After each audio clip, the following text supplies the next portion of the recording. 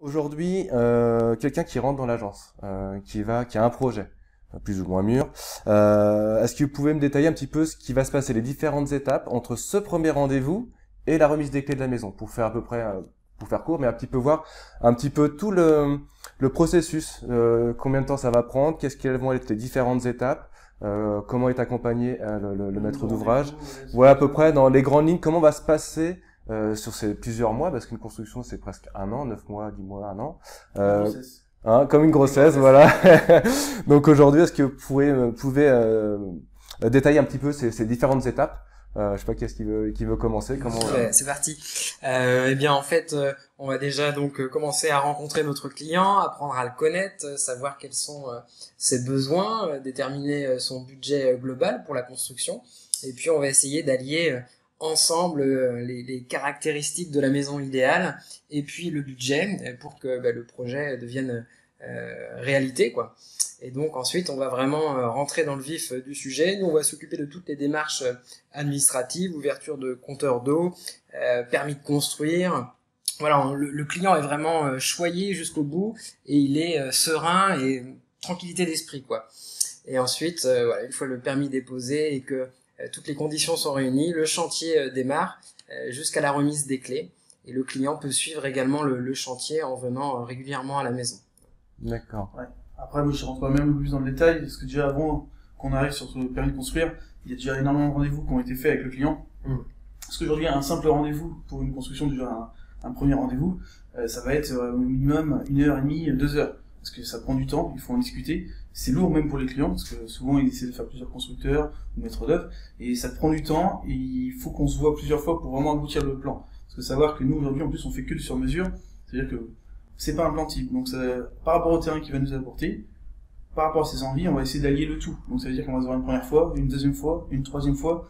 Donc sur un mois, 2 mois quasiment, il faut au moins 2 mois pour sortir un bon plan avec parce qu'il faut allier le prix justement ce qu'ils ont besoin dans la maison, mais aussi en termes de budget, il faut pas non plus faire des choses qui sortent complètement de leur enveloppe, quoi.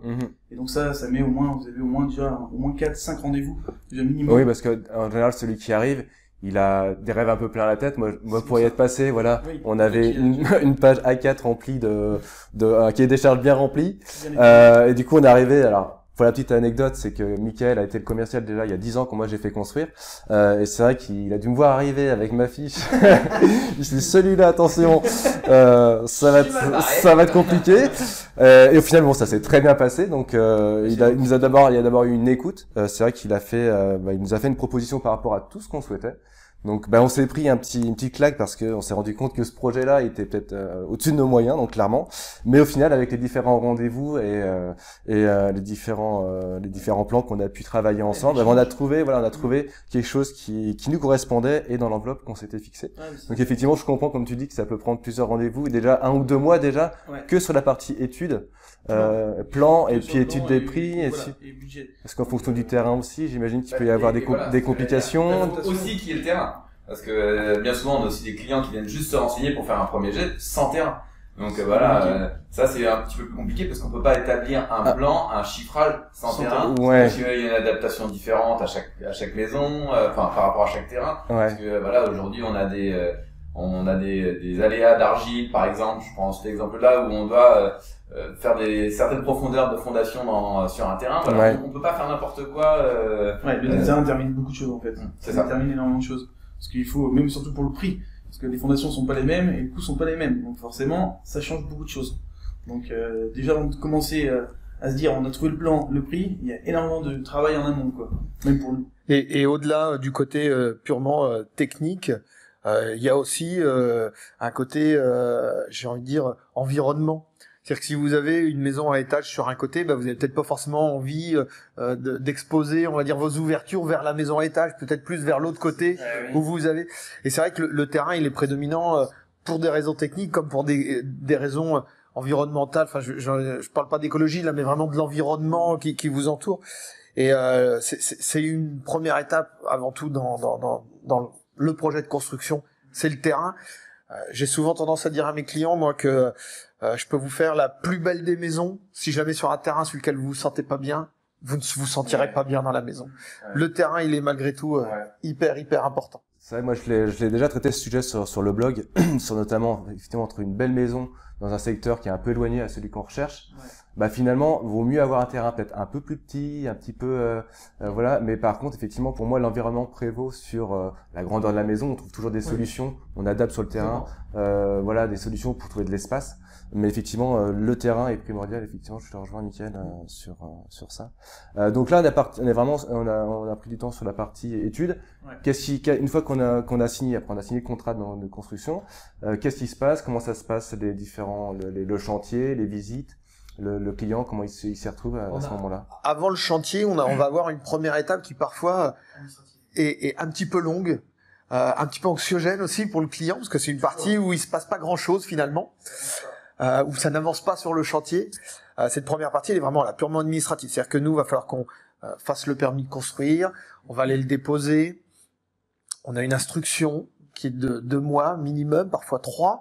Notamment, je pense, lorsque vous avez les architectes bâtiments de France qui interviennent. C'est le cas en ce moment sur un lotissement qui se fait à la Garnache.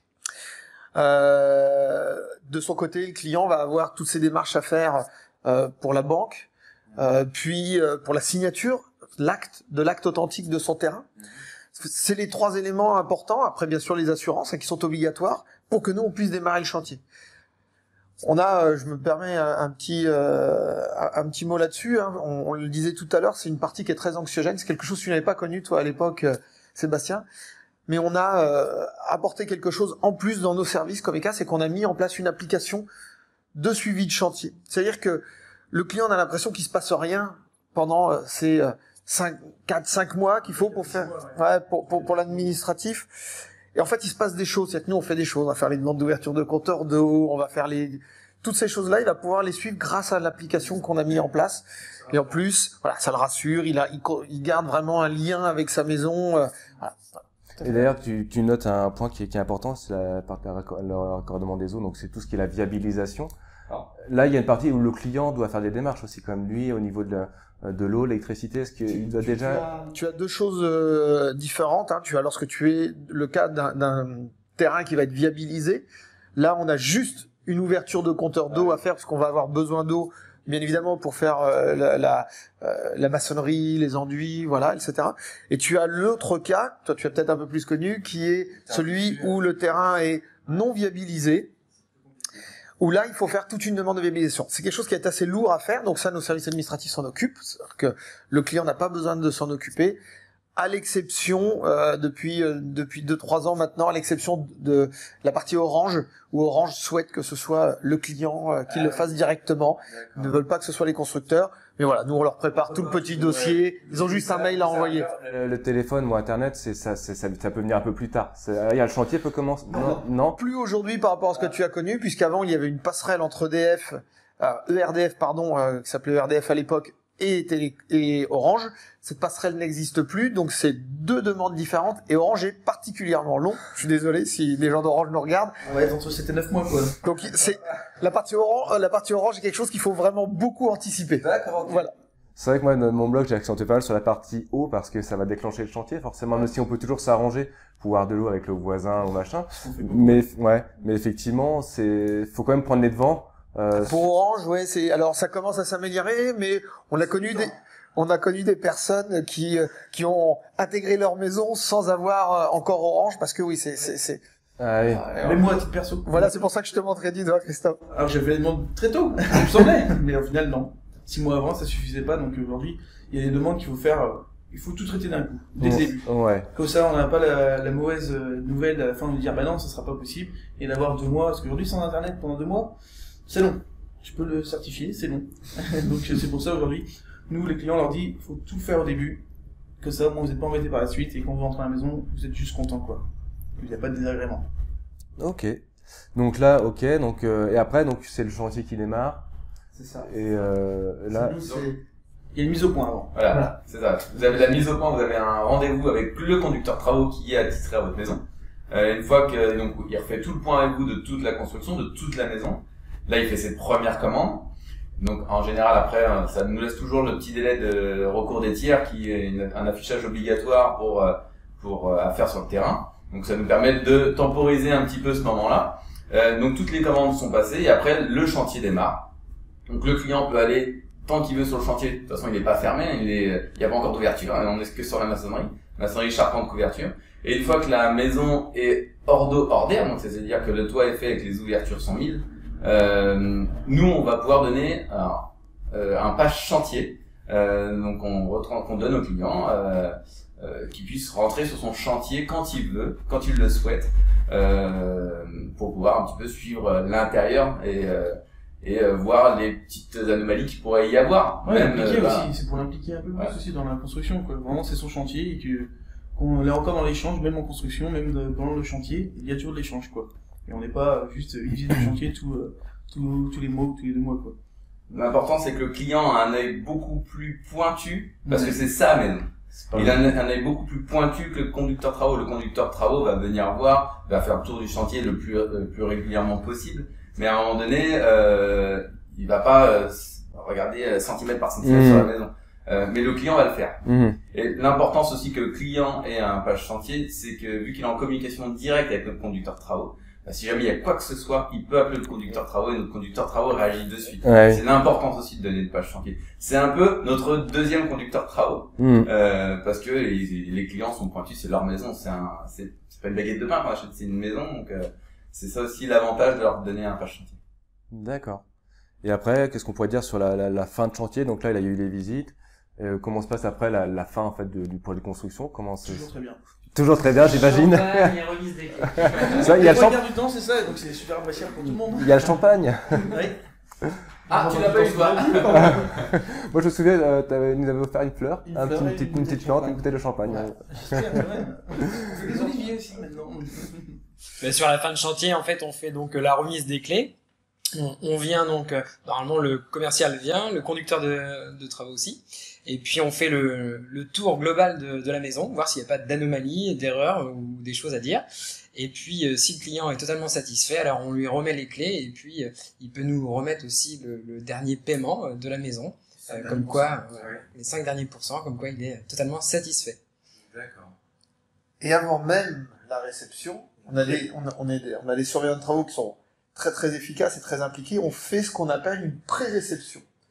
C'est-à-dire que pour éviter de faire une réception avec une anomalie, comme tu le disais, ou quoi que ce soit, on va faire une première semi-réception, une pré-réception de chantier. On va faire le tour, sur un travaux, faire le tour avec nos clients, reprendre peut-être tel ou tel point qui n'avait pas été vu. Parfois c'est des petits détails, mais voilà. Comme ça, le jour de la réception de chantier, on est presque juste sur de l'administratif, sur le côté vraiment très festif, sympa, comme disait Christophe, où on boit le champagne. C'est ça, là au moins on va pas reboucher le champagne, on se dit ça. On va regarder les bulles bien fraîches. D'accord. C'est le plus important. Puis là, après, une fois que c'est fini, là, derrière, c'est que du bonheur pour les clients, quoi. D'accord.